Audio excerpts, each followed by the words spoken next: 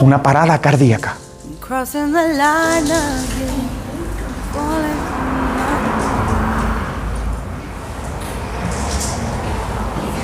El pulso del pueblo de Dios se acaba de parar.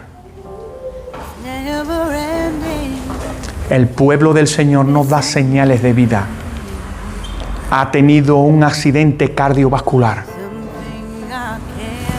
Estamos hablando un lapso de tiempo de cerca de 900 años. Y en uno interviene el rey Josías, en otro interviene el profeta y luego interviene Jesús. Los tres son agentes de cambio. Los tres son activos del reino de los cielos para revertir que las tinieblas sigan avanzando de modo que la situación sea irreversible. Porque, hermano mío, hay momentos donde la situación es irreversible. Hay una parada cardíaca que tiene unos minutos de actuación, de modo que si no se actúa en ese momento, usted no puede sacar a la persona de la muerte. Y lo único que puede constatar es su defunción. Porque hay un momento hasta donde si el oxígeno no llega al cerebro, el cerebro se daña. Y aunque la persona pueda sacarla de la parada, puede quedarse vegetativa. Entonces hay un momento donde hay que actuar, o si no, la persona queda, la vida se frustra. En lo espiritual es lo mismo, por favor, hacer un ejercicio para entenderme. La vida espiritual puede tener accidente. La vida espiritual puede entrar en procesos de degradación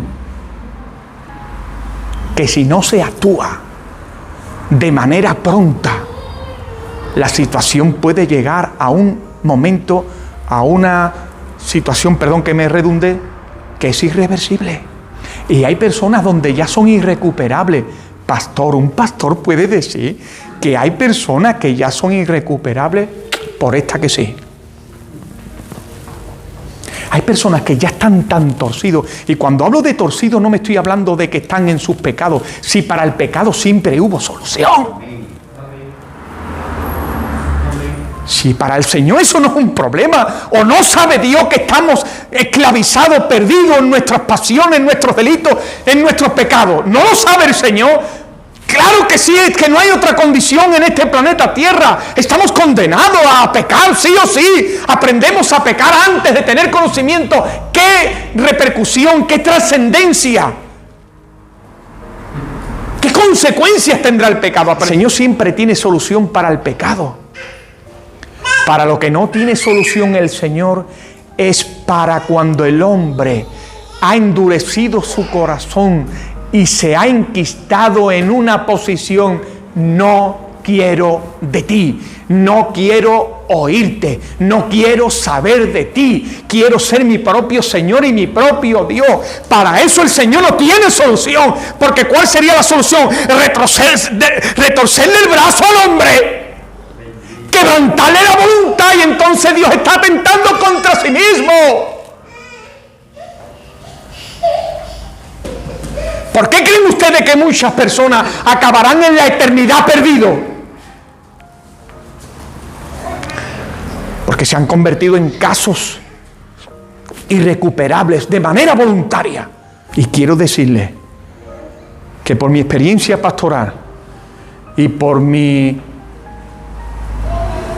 codeo con muchos pastores, muchas personas, muchas veces me entristezco porque veo tanta gente ya irrecuperable. Pero escúchenme lo que le voy a decir, esto es grave, pero esto es una verdad. No solamente veo creyentes irrecuperables, el problema es que estoy viendo pastores irrecuperables. Formas de cristianismo imposibles de modificar. Y en todo eso que estoy diciendo está así de gente. El pueblo tiene dañado el discernimiento a un nivel que no sabe distinguir su mano derecha de su mano izquierda. El pueblo de hoy no sabe distinguir entre un verdadero ministro y un ministro que está torcido. El pueblo de Dios a día de hoy, mucha gente que ya no sabe distinguir quiénes son personas que me convienen y los que no me convienen. Y en muchas ocasiones veo despreciar al ministro correcto y abrazar al ministro que no le conviene. Y a veces veo a personas despreciando a personas que le convienen y abrazando a las personas más torcidas, las personas más tóxicas. Pero bueno, hermano mío, ¿qué nos vemos a esperar? Si vino Dios hecho carne y dijo Jesús, esta es la condenación. La luz vino al mundo y los hombres amaron más las tinieblas que la luz, porque sus obras eran malas y no querían ser reprendidos. El problema, hermano, es que tuvieron al propio Cristo delante de sus ojos. Le escucharon predicar a Keiko. Ay, escuchar predicar a Jesús tenía que ser algo tremendo. ¿Cómo es su nombre? ¿Y el suyo? Escuchar a Jesús predicar tenía que ser algo indescriptible, hermanos míos.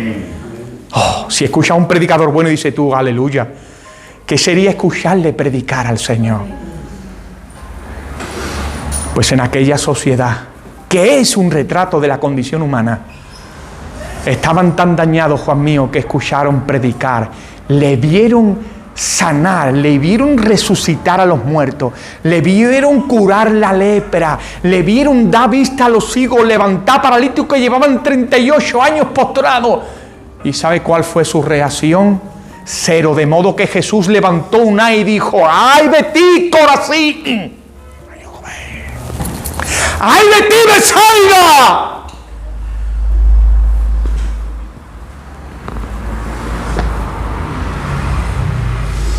Si en pueblos perdidos se hubiese hecho los milagros que vosotros habéis visto, tiempo ha que se hubiesen arrepentido. Entonces, que yo diga que hay gente irrecuperable, cristianos, formas de cristianismo y pastores, no le tiene usted que escandalizar. Es una verdad que está reflejada en la Escritura.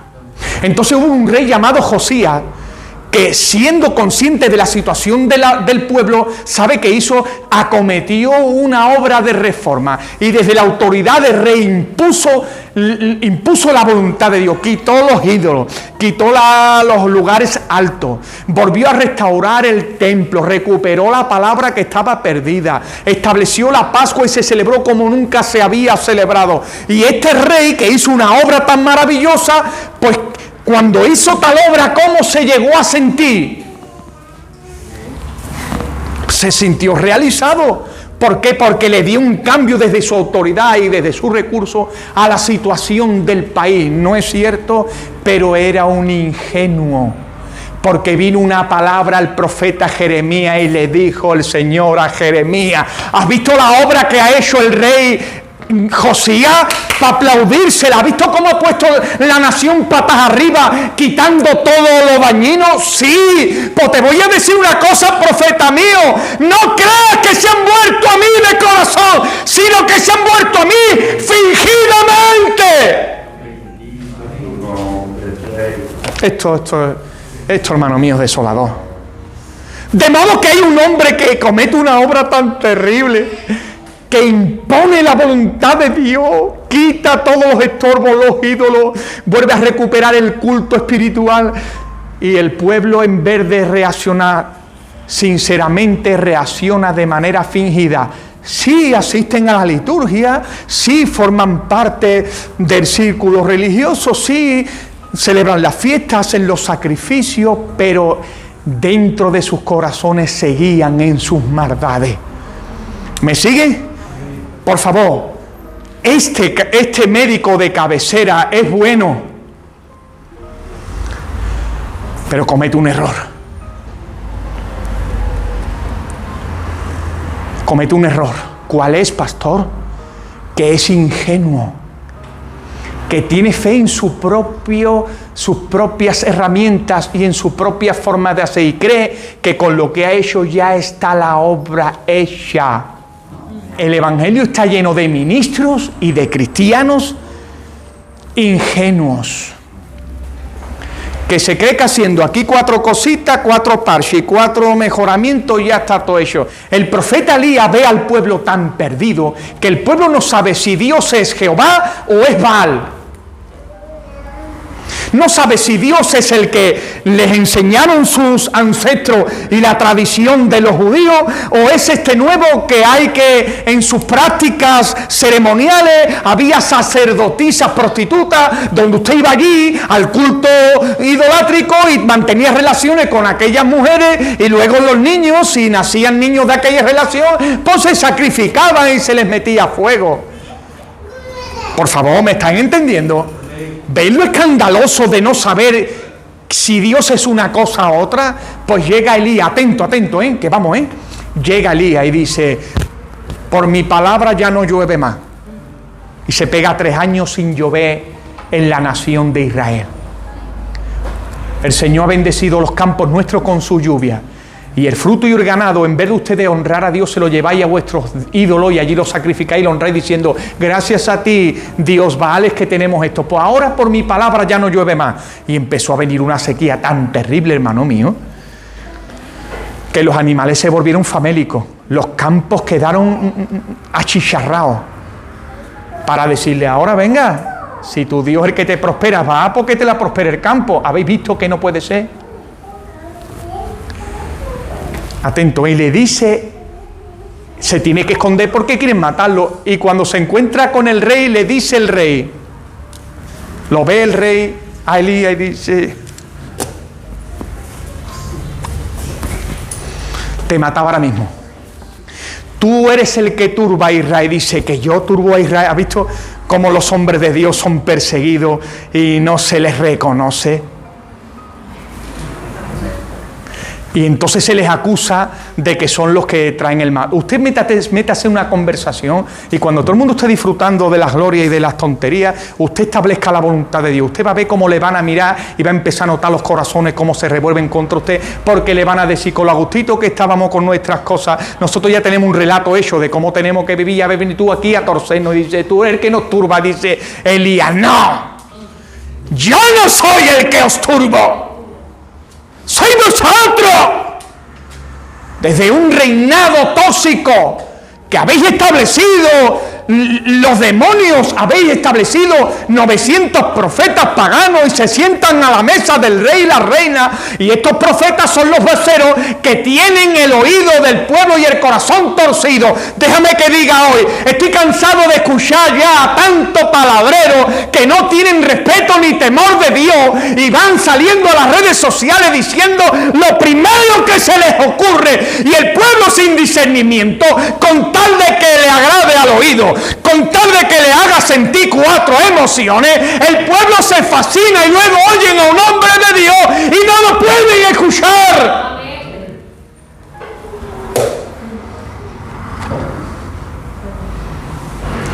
Israel tenía torcido el corazón porque alguien le había dado la estructura al relato para que su conciencia no les acusase. ¿Me siguen? Entonces llega Elías y le dice al rey acá, tráeme todos los profetas tuyos, vámonos a un monte, vamos a demostrar quién es Dios y quién no es de una vez por todas. Y cuando tiene ya los 900 profetas, tiene a ti y a todo el pueblo, y le dice al pueblo, ¡ay, que siento el fuego de Dios! Le dice al pueblo indignado, ¿hasta cuándo claudicaréis entre 2 pensamientos? Y Jehová Dios, servidle, hombre, por favor. Y si es Baal, entonces no juguéis aquí a todas las bandas. Servidle a Baal, a ver cómo os va. Y le dice aquello, vamos a armar aquí cada uno un altar. Venga, vosotros armáis un altar y yo armo otro. Cortáis el animal a trozo y lo ponéis. Y ahora invocar, quien invoque a su Dios y descienda fuego, dice, ese es Dios. Entonces los profetas paganos aceptaron el reto,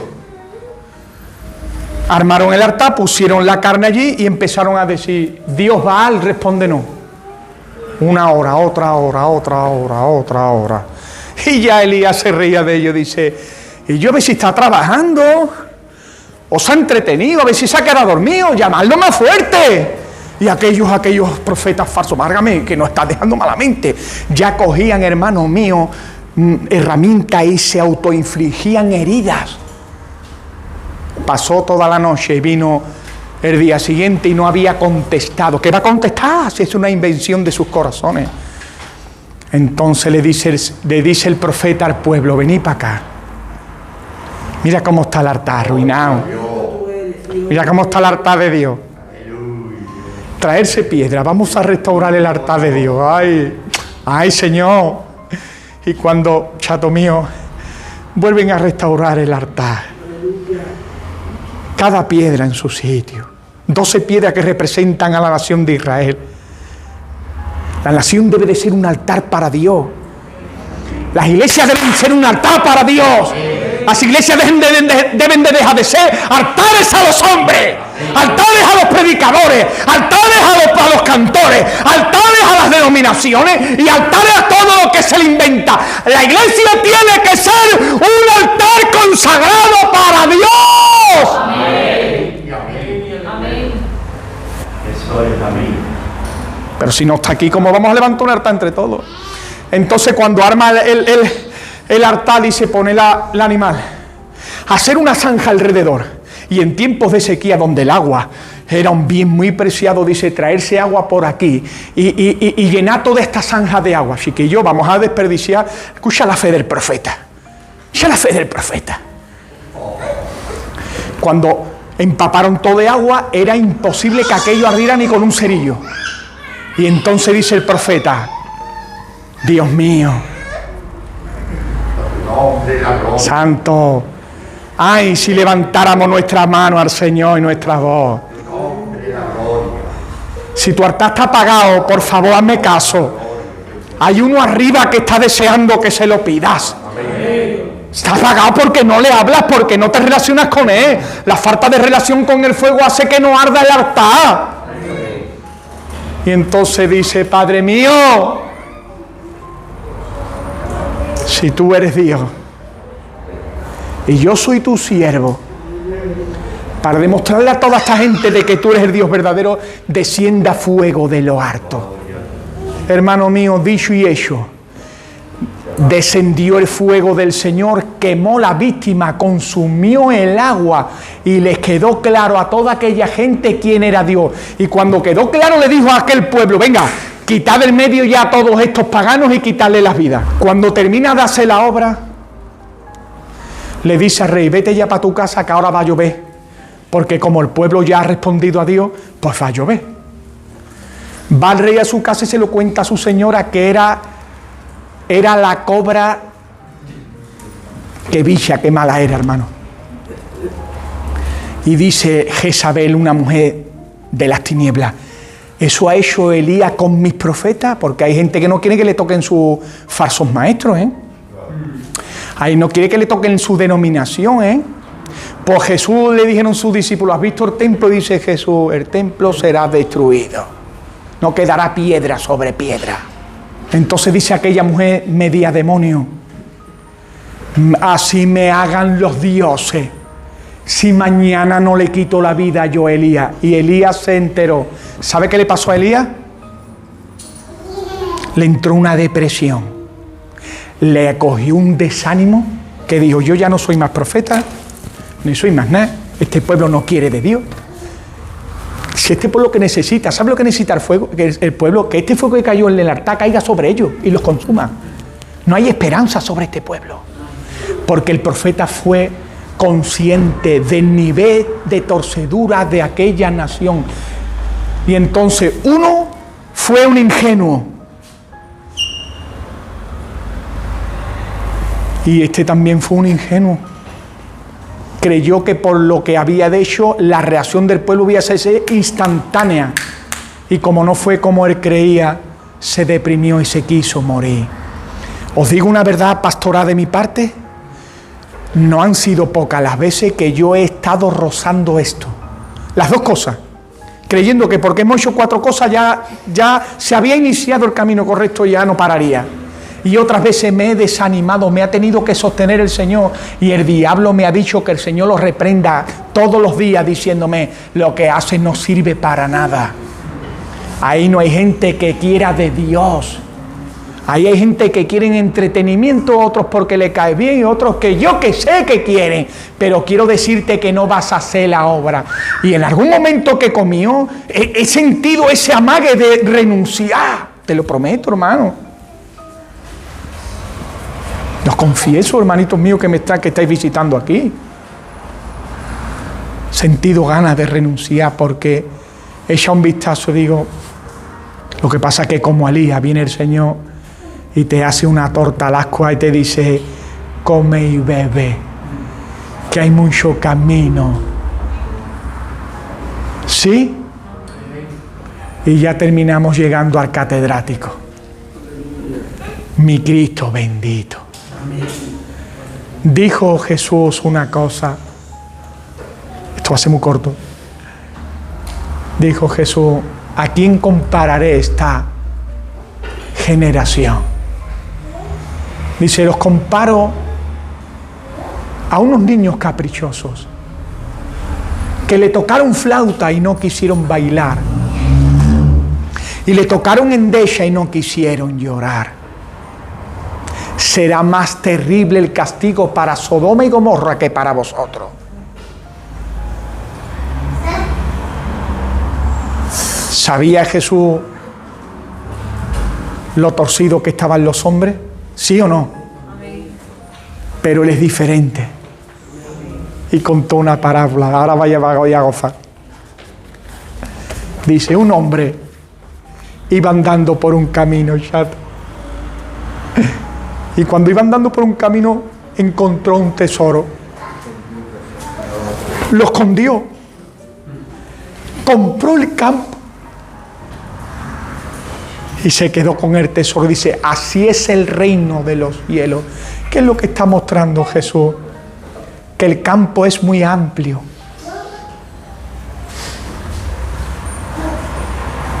Y el campo tiene el valor del campo, pero hay una pequeña parte en el campo que es un tesoro.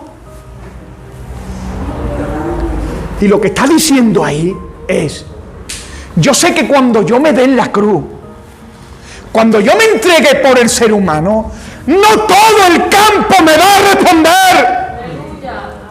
Muchos me despreciarán. Muchos me van a manifestar dureza de corazón y harán irreversible mi obra en ellos. Pero hay un pequeño remanente. ¡Santo! Esos sí van a responder a mi llamada. Esos sí se me van a entregar sus corazones.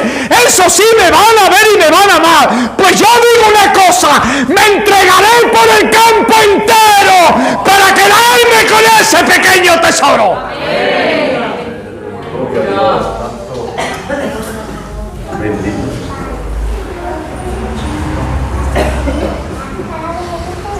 El Señor sabe que no todo el mundo le va a responder,